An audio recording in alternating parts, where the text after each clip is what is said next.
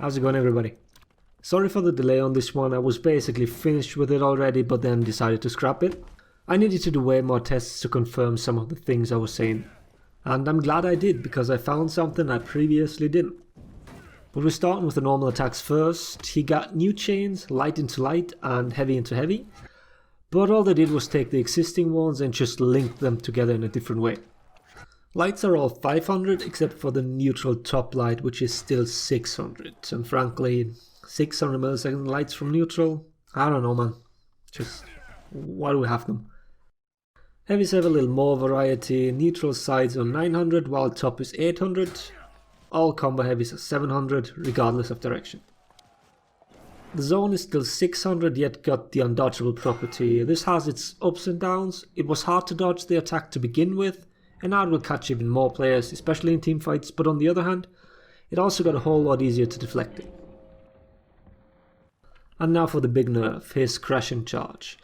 The one you're seeing right now is the old one. It was completely unreactable. What you should pay attention to here is that it immediately grabs the opponent. There is no delay. 233 was when it should have hit, and it did. Now for the current version of it, if you look at it from your own point of view, you get the 500 milliseconds that are in the patch notes. What also changed is that there is now an additional stamina cost right at that mark. That wasn't there before. And if you look at it from the other point of view, you'll notice that there is some time between the stamina being consumed and you being grabbed. That is why we get this weird value, unlike with the old charge. And now for the surprising thing. If it followed the same rules as other attacks that you dodge, you'd have to dodge at 267 milliseconds into your opponent's charge. At the very latest, that is. But you can dodge as late as 367 milliseconds into the charge. I don't know whether this is intended behavior just for this move, or if it's some kind of bug. This weird exception should put the move into the realm of reactable for pretty much every player. Of course it requires some practice and it's still a faster reaction than Raider Stampede charge, for example, but it's now far from an unreactable mix-up. His headbutt also had a slight change, not speed-wise, but the amount you can delay it got increased by 100 milliseconds. It can now be performed as late as 400 milliseconds into the dodge. Sadly, this changes absolutely nothing. Early reaction dodges to your own dodge still won't be tracked, and because of Warlord's 500 millisecond forward dodge recovery, he will still get the guard break. This increased delay window also applies to the headbutt after head splitter. The move no longer confirms the headbutt unless your opponent was knocked down. They slowed the move down, and the earliest it can come out is 300 milliseconds after the attack. Latest is 600 milliseconds after the attack. But once again, it doesn't matter, it's actually worse. If someone buffers the dodge after being hit by the head splitter, he will avoid all headbutts, no matter how delayed, and will be able to counter guard break.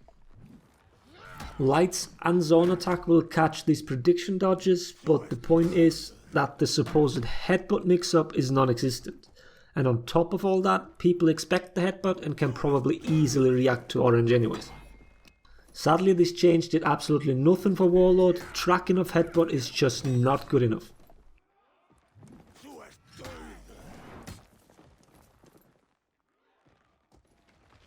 His superior lights are now unblockable, but that's pretty much all that changed, well, and the damage increase.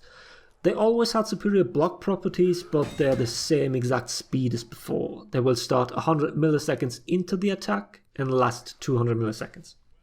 Compared to other lights with these properties, the duration is shorter. Just look at Black Prior, omnidirectional 500 millisecond lights and a 300 millisecond window to land the superior block.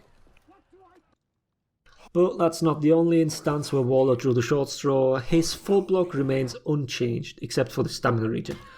There's still no clear indicator what blocked attacks give him what, and in general the full block just seems really lackluster. Same goes for the parry counter, it's the exact same as before as far as I can tell. All the changes just feel like half a rework for Warlord. He still has parts of his kit that need a closer look by UV. Let's hope this is just the first step towards improving Warlord and making him, for the lack of a better term, a healthier character in the eyes of the community. Let me know what you think. I hope the video was helpful. Thanks for watching. Laters everybody.